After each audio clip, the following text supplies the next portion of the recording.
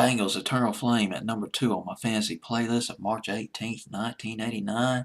How you doing, Mr. DJ? Completing the countdown of this fantasy playlist. Boy, it took a while.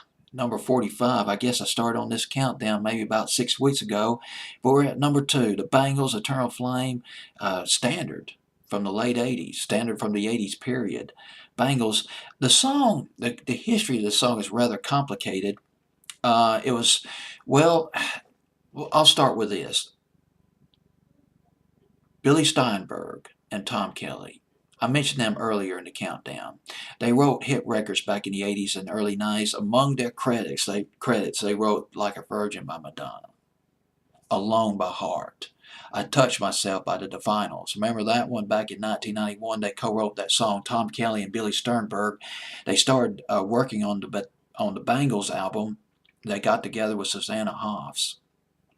And Susanna Hoffs admired a song that they wrote. It was called Unconditional Love by Cyndi Lauper. She envied them. She envied the song. She said to them, I wish I can come up with a song like that. It's a ballad that could fit on the Beatles' Revolver album. And because Susanna Hoffs, one thing I like about her and the Bangles, they understand the golden years of the 60s.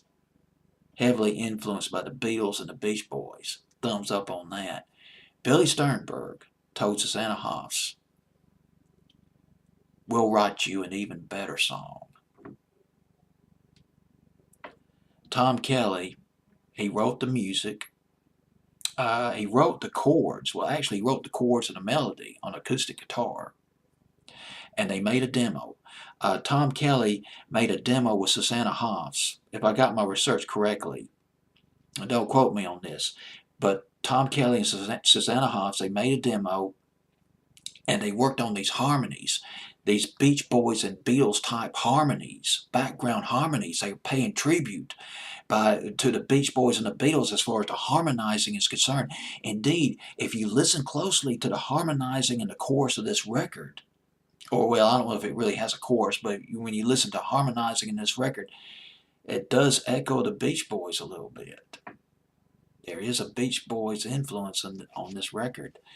And when that demo was done, then the Bangles were able to replicate what Susanna Hoffs and Tom Kelly had done on the demo, and they did it beautifully. Went to number 1, I believe, on Billboard's Hot 100. Bangles, Eternal Flame. What else do I need to... There's something else I know I should mention about this record. I think I covered all the basics of this record. Oh, one other thing I forgot. That music box sound, the keyboards on the music, excuse me. Excuse